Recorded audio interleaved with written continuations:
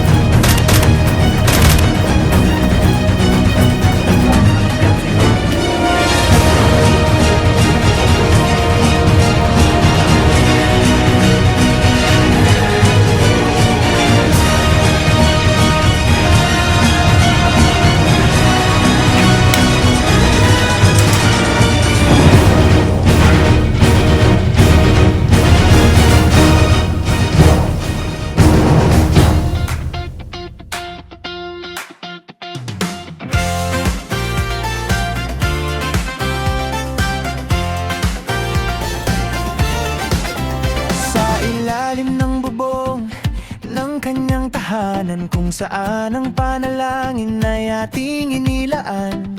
Hindi inasahan ang isang biyaya. Sa loob ng simbahan tayo ay pinag-isa ng tadhana. Tayo ay hinubog ng kanyang mga kamay. Itinagda ng langit na maging magkakapay. Walang pag-aalilangan, Diyos ang may handa. Ginawa niya tayo para sa